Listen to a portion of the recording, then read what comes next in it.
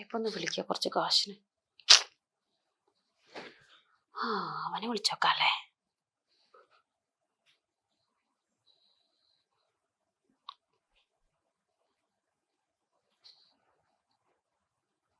അവനെന്താ ഫോൺ എടുക്കാത്ത? ഹലോ എടാ, നീ എവിടെടാ? എനിക്ക് കുറച്ച് കാശ് അയച്ചു തരുമോ? എൻ്റെ അടുത്ത കാശൊക്കെ കഴിഞ്ഞു. പുള്ളിക്കാരൻ്റെ കയ്യിൽ കുറച്ച് കൂലി മാത്രം.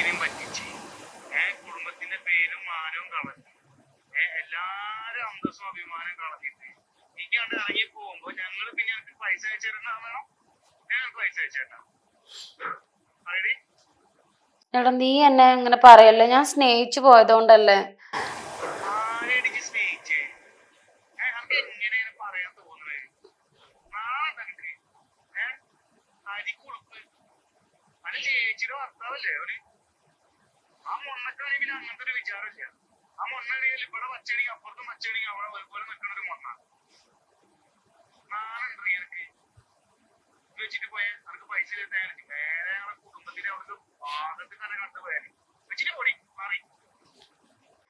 ഇനിയിപ്പോ ആരെയൊന്ന് വിളിക്ക.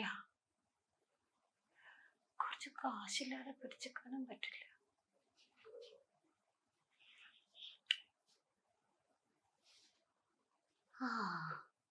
അശ്വതി വിളിച്ചോക്കാം.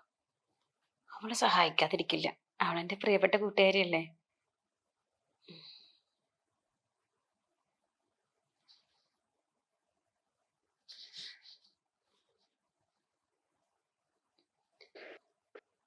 Hello hello Aswathy. പറയ്. എടി ഞാനാ. മനസ്സിലായി. നീ ഇപ്പൊ എന്നെ വിളിക്കുന്നേ? നിന്നെ വിളിക്കുന്നത് എനിക്ക് അപമാനപ്പോ. നീ എന്താടി അങ്ങനെ പറയണേ? പിന്നെ നാട്ടുകാരെ വീട് വെറുപ്പിച്ച് പോയി കഴിഞ്ഞാൽ അങ്ങനെയല്ലേ പറയാൻ പറ്റൂ? എടി അത് എന്ത്? എടി ഞങ്ങക്ക് ഒന്നായിട്ട് ജീവിക്കാനേ പറ്റൂ. ഇനി ഞങ്ങൾ തമ്മിൽ അത്ര അടുത്ത് പോയി. ഇല്ല, ഞാൻ എന്റെ ചേച്ചിനെ ചതിക്കണ പോലെയല്ലേ? അതേലോ, ചേച്ചിയുടെ ഭർത്താവായിട്ടാണല്ലോ പോവാ. എനിക്ക് കുറച്ച് നാണുണ്ടോ നിന്ന് പറയാൻ? ചേച്ചി നിന്നോട് എന്തെങ്കിലും പറഞ്ഞു? പറയാതെ പൊടിപ്പുല്ലേ. എടി നീ കൂടുതലൊന്നും പറയണ്ട. എനിക്ക് കുറച്ച് കാശ് അയച്ചു തരുമോ? ഞാൻ വേണ്ട നിന്നെ ഒരുപാട് സഹായിച്ചിട്ടല്ലേ. നീ എന്നെ കുറച്ച് ഒന്ന് ഇപ്പം സഹായിച്ചേ. എനിക്ക് കുറച്ച് കാശ് അയച്ചു തന്നെ. കാശില്ലെങ്കിൽ പോയി ചത്തോ, അതാ നല്ലത്. നീ ഒന്നും ജീവിച്ചിട്ട് ഒരു കാര്യമില്ല. വന്നേക്കുന്നവള് ഇനിയും വിളിക്കുകയാണ്. എടി നീ ഇങ്ങനെ ചീത്ത പറയല്ലേ. പറ്റിപ്പോയി. എന്ത് പറ്റിപ്പോയി? ഞാൻ ഈ വീഡിയോ ഇത്ര വൈറലാവും അറിഞ്ഞോ? ഞാൻ എന്റെ ചേച്ചിയോട് കാര്യം പറയാൻ വേണ്ടിട്ടായിരുന്നു ഇങ്ങനെ നിന്നത്. പക്ഷെ ഇതിങ്ങനെ സ്പ്രെഡ് ആവുമെന്ന് ഞാൻ അറിഞ്ഞില്ല. കുറച്ച് ബോധം വേണം. ഇപ്പൊ അയാളും എന്ത് കാശൊക്കെ കഴിഞ്ഞു അങ്ങനെ എങ്ങനെയൊക്കെ പറഞ്ഞുകൊണ്ടുണ്ട്. അയാളുടെ സ്വഭാവം മാറി തുടങ്ങിയിട്ടുണ്ട്. അത് നന്നായി പോയുള്ളൂ. നീ അത് അർഹിക്കും. എടി നീ പോയി ചത്തോ, നിനക്കതാ നല്ലത്. പോയി ചാവ്. അവളും വെച്ചു. പക്ഷെ ഇനിയിപ്പോ ആരോട് കാശ് ചോദിക്കും?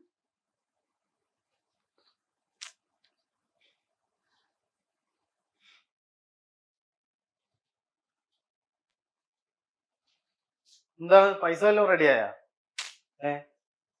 എന്താ ചെയ്യാ പൈസക്ക്? ഞാനെന്ത് ചെയ്യാനാ? ഞാനിപ്പോ അശ്വതിനെ അരുണിനൊക്കെ വിളിച്ചു. എന്ത് ചെയ്യാന്ന് പറഞ്ഞപ്പോ എന്റെ സ്വർണം വെച്ചിരുന്ന കുട്ടി വെക്കാൻ പറ്റുമോ? അത് ഫുള്ള് നമ്മൾ എടുത്തില്ലേ? ഈയല്ല മുമ്പ് ഒരു ചിട്ടിയിൽ കൂടിയിട്ടുണ്ട് പറഞ്ഞ അതിലെ പൈസ വിളിക്കാൻ പറ്റുമോ? അതൊക്കെ എന്ന് വിളിച്ച്?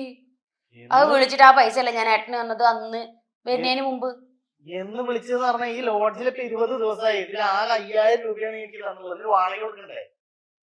ആ ചെക്ക റിസപ്ഷനിൽ ഒന്നും ചോദിച്ചിരിക്കുന്നു, എന്താണ് പേയ്മെന്റ് ചെയ്യാത്തത്? അപ്പൊ നിങ്ങളടുത്ത് ഒന്നും ഇല്ലേ? നിങ്ങളടുത്ത് പൈസ ഉണ്ടെന്നൊക്കെ പറഞ്ഞിട്ട്? എന്റെ അടുത്ത് പൈസ ഒന്നും ഇല്ല. ഞാൻ എന്നോടുള്ള ഇഷ്ടം കൊണ്ട് പോവാ. പിന്നെ ഞങ്ങൾക്കൊരു വിഷമം വേണ്ടാച്ചിട്ട് ഇറങ്ങിപ്പോന്നല്ലേ.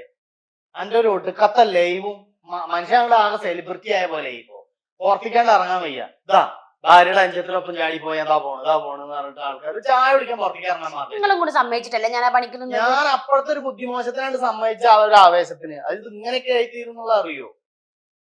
വല്ലാത്തൊരവസ്ഥ. എന്റെ ഒരു ഒടുക്കത്ത ഐഡിയ ആണ് അന്നാ ലൈവ് ഇട്ട ഓട്ടോറിക്ഷയിൽ ഇരുന്നത്. വല്ല കാര്യം ഉണ്ടായിരുന്ന എന്റെ ഒരു ഉമ്മക്കലും എന്തൊക്കെ ഈ കാട്ടിക്കുട്ടിയായിരുന്നു. അങ്ങനെ അപ്പോഴത്തെ ഒരു ഇതിന് പലതും തോന്നിയെന്നൊക്കെ വരും. ആണുങ്ങളാണ് അപ്പാണ് ചെയ്തു വിചാരിച്ചിട്ട് പിന്നെ വല്ലാത്തൊരവസ്ഥ. ഇങ്ങനെയൊക്കെ അയക്കണം. നിങ്ങൾ ഇങ്ങനെ ഒന്നല്ലോ എന്നോട് നല്ലപോലെ മോളെ എന്നൊക്കെ വിളിച്ച് സംസാരിക്കണം. മോളെ എന്നൊക്കെ വിളിക്കാൻ എപ്പോഴും മോളെ വിളിച്ചിട്ട് നടക്കാൻ പറ്റില്ല. എപ്പോഴും വരെ മൂടല്ലല്ലോ മനുഷ്യന്. എന്താ ചെയ്യാ? പൈസ എങ്ങനെയും ഈ അറേഞ്ച് ചെയ്യാറെങ്കിലും വിളിച്ചിട്ടില്ല. ഞാൻ എന്റെ പണി നോക്കി പോകും. എങ്ങോട്ട് ഞാൻ ഇപ്പൊ ചെന്നാലും എന്റെ ചേച്ചിനെ സ്വീകരിക്കും. ഇങ്ങനെ 2 കൈയും നീട്ടി സ്വീകരിക്കും. കാരണം ഈ ചാവാതിരിക്കാന്ന് എന്റെ വിഷയമല്ല. ഒരു കുട്ടികളും പോയി, ഭാര്യയും പോയി, നാട്ടിലും വീട്ടിലും മൊത്തത്തിൽ നാണക്കേട്. ഒരു ലൈവും തേങ്ങയും മാങ്ങയും കാരണം. ഈ അല്ലേ ഇതിനൊക്കെ കാരണം? നിങ്ങൾ വേണ്ടല്ലേ ചെയ്തത്? ഞാൻ പറഞ്ഞിട്ടൊന്നല്ല, ആ ഐഡിയ എന്റെ ആയിരുന്നു. എന്റെ ഐഡിയ കാരണം തന്നെ പുറത്തേക്ക് ഇറങ്ങാനും മാർഗമില്ല, ഒന്നിനും മാർഗമില്ലാത്തൊരവസ്ഥയായി. നാട്ടിലേക്ക് ചെല്ലാൻ പറ്റും. ഇപ്പൊ നീ പോവാൻ പറ്റുമോ? അന്റെ പോലെയല്ല, അണക്കിഞ്ഞു എന്തൊക്കെ ചെയ്യാൻ പറ്റും? എനിക്ക് എന്റെ ഭാര്യ 2 കുട്ടികളുള്ളടത്തുനിന്നാണ് ഞാൻ ഇറങ്ങി പോകുന്നത്. ഈ ഭാര്യ 2 കുട്ടികളും കാണ്ട് ഇറങ്ങുമ്പോ ഓർമ്മ ഉണ്ടാവില്ലേ? അണക്കുണ്ടായിരുന്നില്ല, എന്റെ ചേച്ചിയായിരുന്നല്ലോ. എന്റെ ചേച്ചിയല്ലേ? എന്റെ ഭാര്യ എന്റെ ചേച്ചിയായിരുന്നല്ലോ. സ്വന്തം ചേച്ചിയില്ലേ വഞ്ചിച്ചത്? അപ്പൊ നിങ്ങൾ നിങ്ങളുടെ ഭാര്യയുടെ കുട്ടികളെ വഞ്ചിച്ചില്ലേ? ഞാൻ അങ്ങോട്ട് വീണ്ടും തിരിച്ചു ചെല്ലും. അതന്നെ എനിക്ക് ഞാൻ ഒന്ന് മാപ്പ് പറഞ്ഞാൽ തീർന്നേ ഉള്ളൂ. ഞാൻ എന്റെ കുട്ടികളും ഭാര്യ ഒന്ന് കെട്ടിപ്പിടിച്ചു കഴിഞ്ഞാൽ തീർന്ന പ്രശ്നമേ ഉള്ളൂ. അപ്പൊ ഞാനോ? ഈ എന്തായാലും എനിക്കൊരു തേങ്ങയില്ല. ഈ എന്താ ചെയ്തോട്ടെ, ഞാൻ പോവാണ്. പൈസ ഉണ്ടെങ്കിൽ പറഞ്ഞോണ്ടെങ്കിൽ ഇപ്പൊ ഇവിടെ നിക്കാം. പൈസ ഇല്ല പറഞ്ഞിട്ട് കരഞ്ഞിട്ടിരുന്ന പൈസ ഉണ്ടാവോ?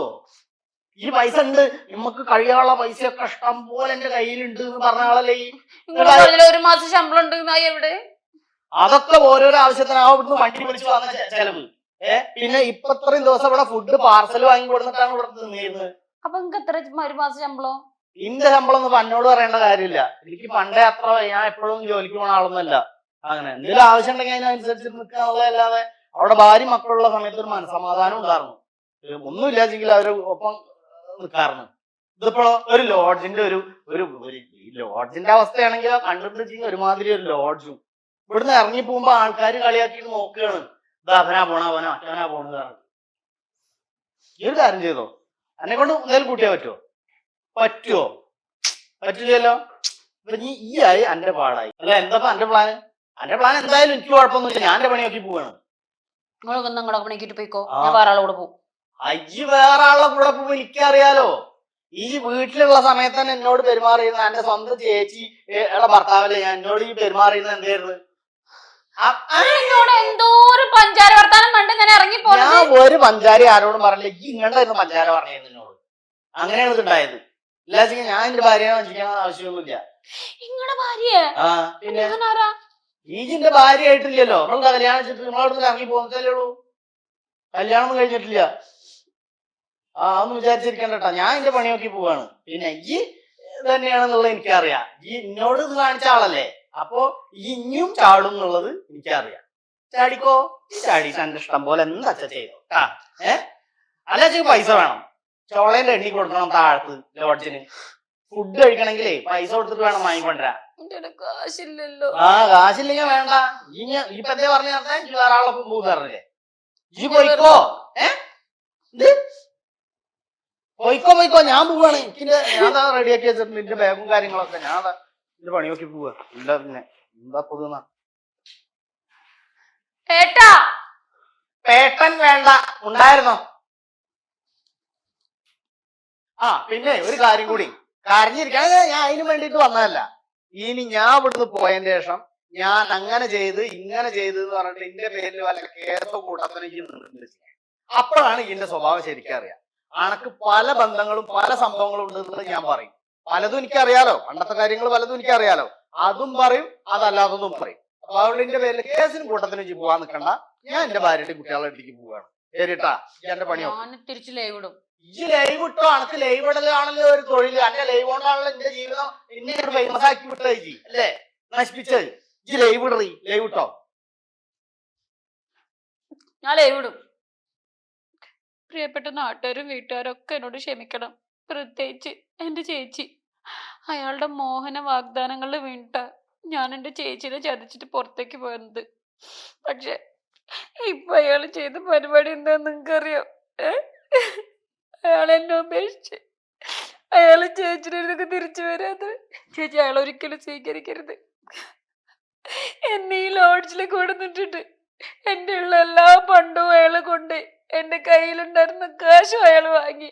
ഇപ്പൊ അയാൾക്ക് എന്നെ വേണ്ടത്ര. അയാൾക്ക് കാശുള്ള പെണ്ണിനെ മതിയത്ര ചേച്ചി. ചേച്ചി ചേച്ചി ഓർത്തോ, ഇന്നല്ലെങ്കിൽ നാളെ അയാൾ എന്തായാലും ചേച്ചീനെ ഉപേക്ഷിക്കും. എന്നെ ഉപേക്ഷിച്ച ആളാ. ഇത്രയും കൊല്ലം എന്നെ നോക്കാന്ന് പറഞ്ഞ് എന്നെ സ്നേഹിച്ച് എന്നെ ഉപയോഗിച്ച് എന്റെ കയ്യിലുള്ള കാശൊക്കെ തട്ടിയെടുത്തിട്ട് ഇപ്പൊ അയാൾ എന്നെ എല്ലാരും എന്നോട് ക്ഷമിക്കണം. എന്റെ അവസ്ഥ ശരിക്കും നിങ്ങൾ എല്ലാരും അറിയാൻ വേണ്ട ഞാൻ ഈ ലൈവ് ഇട്ടത്. എന്നെ പോലെ ഞാൻ ഒരു പെൺകുട്ടി ഇങ്ങനെ ആരുടെ കൂടെ ഓടിപ്പോവരുത്. കൂടപ്പുറപ്പിനെ പറ്റിച്ചിട്ട് ആരും പോവരുത്. ഇക്ക് നല്ല എട്ടിന്റെ പണി കിട്ടി. ഇപ്പൊക്ക് എന്റെ അച്ഛനില്ല, അമ്മയില്ല, ആരുമില്ല. ഞാൻ മതം മാറിയിട്ട് വേറെ ഏതെങ്കിലും മതം ചേർന്നിട്ട് സന്യാസം സ്വീകരിക്കാൻ പോവാണ്. ഇക്കിഞ്ഞിങ്ങനെ ജീവിക്കണ്ട.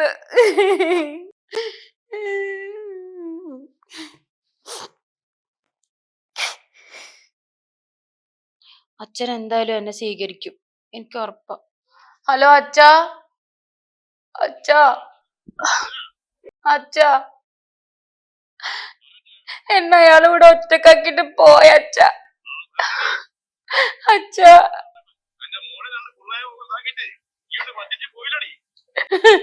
അച്ഛൻ അങ്ങനെ പറയല്ല അച്ഛ.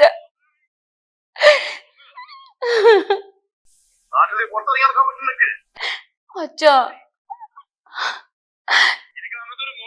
എന്നെ ഉപേക്ഷിക്കല്ല അച്ഛ. അച്ഛനും കൂടി എന്നെ ഉപേക്ഷിക്കല്ല.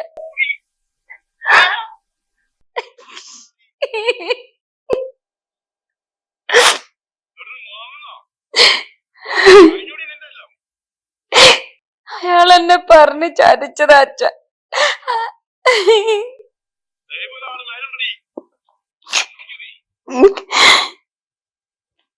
അച്ഛ എന്നോട് ക്ഷമിക്ക അച്ഛ.